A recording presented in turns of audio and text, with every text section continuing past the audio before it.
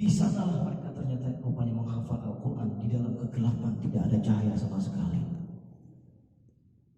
Bagaimana metodenya? Apakah dibaca dengan Quran? Tidak, karena tidak ada cahaya.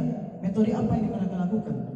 Metode talqin. Begitulah Jibril alaihissalam ketika mentalqin Rasulullah SAW, turun ayat pertama kepada Nabi Muhammad SAW, Iqra, kata Jibril. Kata Rasulullah, ma ana biqari, aku nggak bisa baca. Sampai yang ketiga kalinya disempurnakan oleh Jibril, Iqra bismi rabbikal ladzi khalaq, hingga pada akhirnya Nabi Muhammad Rasulullah SAW mengikuti bacaan Jibril. Dan begitulah metode talqin turun kepada para sahabat-sahabat. Rasulullah mentalqin bacaan Quran kepada para sahabat. Para sahabat mentalqin bacaan Qurannya kepada tabi'in. Tabi'in mentalqin bacaan Qurannya kepada tabi'in, sampai turun kepada guru-guru kita sekarang. Jadi Quran itu turun bukan dalam bentuk mushaf dari langit, tapi Quran turun dalam bentuk bacaan. Dan hari ini kita masih mendengar bacaan Quran tersebut. Hari ini kita mempunyai cahaya terang benderang. Tidak ada yang namanya melarang kita untuk menghafal Quran, tapi kenapa hari ini kita masih malas untuk menghafal Quran? Tidakkah kita malu dengan mereka yang mana di bawah kepemimpinan komunisme mereka tidak diperbolehkan ada Tuhan di dalamnya? Mereka justru keluar dari rumah dalam keadaan mereka sudah hafal Quran 30 juz. A'udzu billahi minasy syaithanir rajim. Bismillahirrahmanirrahim.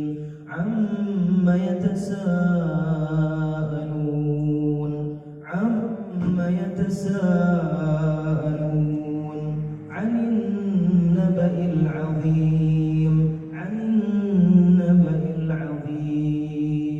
Maka metode menghafal Quran yang paling baik adalah mendengarkan Al-Quran.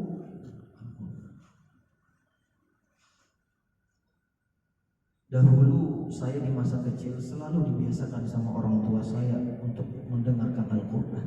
Kenapa? Karena orang tua saya tahu kalau seandainya anaknya tidak dipantau dengan baik, maka ketika kecil sudah dibiasakan dia mendengarkan lagu-lagu dan dia tidak tahu apa namanya Al-Quran.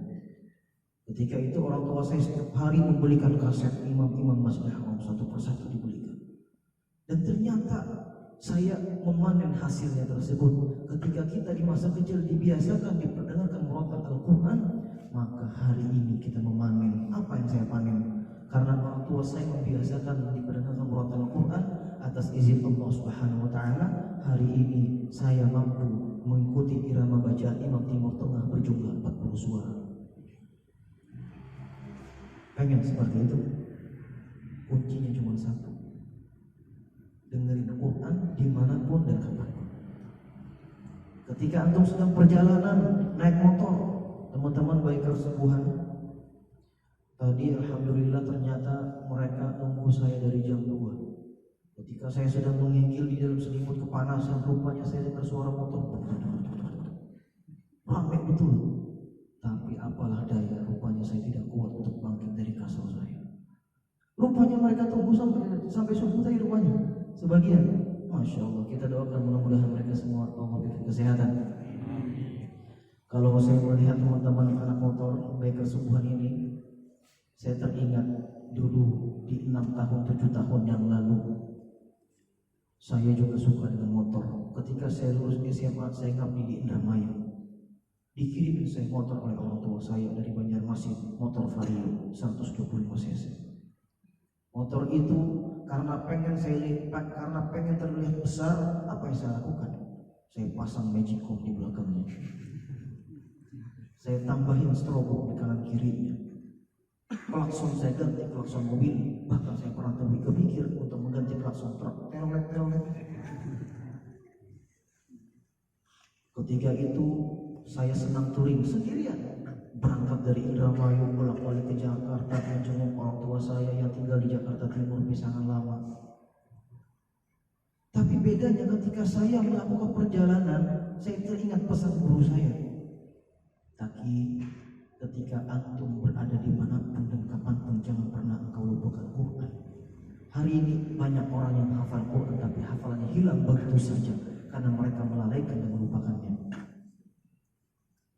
Teringat pesan itu dari perjalanan saya dari Indramayu ke Jakarta, saya baca doa. Subhanalladzi sakhkhara lana hadza wa ma kunna lahu muqrinin wa inna ila rabbina lamunqalibun. Mulailah saya baca ketika itu hafalan Quran dari juz 1, rupanya sampai di Jakarta bisa saya murojaah 3 juz.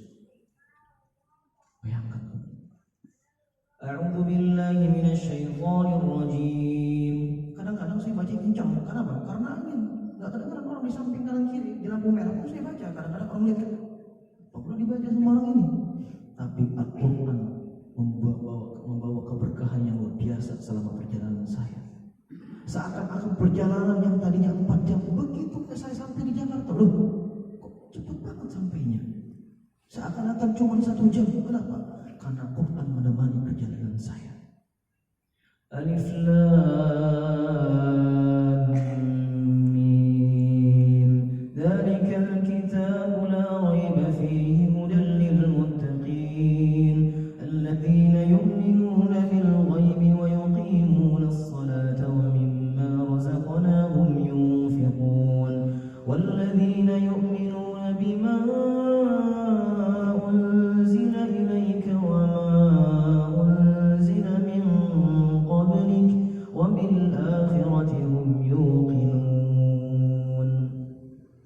teman-teman, brother-brother, pengen seperti itu? Nanti kita akan buat program menghafal Quran bareng-bareng insyaallah.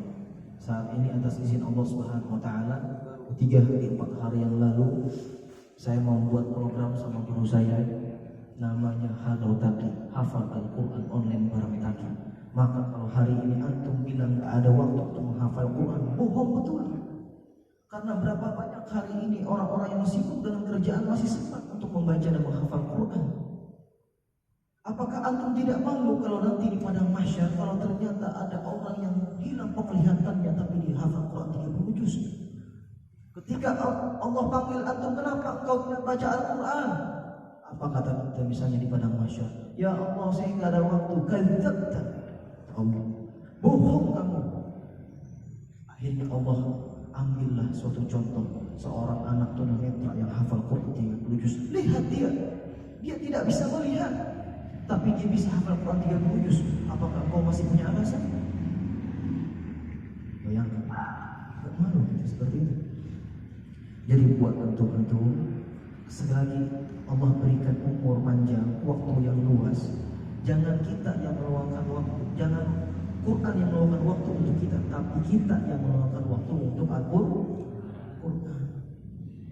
Wajar kalau misalnya hari ini antum pengen berusaha, berdagang, berbisnis, usahanya nggak pernah lancar. Kenapa? Karena mungkin kita jauh dari Al-Quran. Wajar kalau misalnya hari ini kita susah dapetin jodoh. Kenapa? Karena kita jauh dari Al-Quran. Wajar kalau misalnya hari ini ujian datang bertubi-tubi kepada kita karena kita jauh dari Al-Quran. Maka kunci jawaban rumus dari semuanya adalah baliklah ke Quran dan minta ampun kepada Allah Subhanahu wa taala. Karena sebaik-baik dosa yang kita lakukan adalah memohon ampun. Sebagaimana Nabi Adam alaihissalam ketika dia memakan buah khuldi, kemudian Allah turunkan dia dihukum ke bumi dan dipisahkan dengan Siti Hawa kurang lebih 400 tahun lamanya. Tapi Nabi Adam ketika itu berdoa bukan untuk meminta ketemu Siti Hawa, walaupun rasa rindunya luar biasa. Apa yang Nabi Adam lakukan ketika itu? Dia berdoa dan dia angkat white flag, bendera putih, dia nyerah sama Allah. Apa yang dilakukan?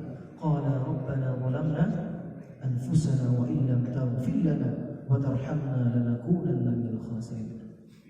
Begitu romantisnya seseorang doa dari seorang nabi yang dia betul-betul mencoba merayu Allah Subhanahu wa taala dengan doa yang begitu indah. Qala rabbana zalamna, ya Allah kami telah zalim ya Allah dengan diriku sendiri.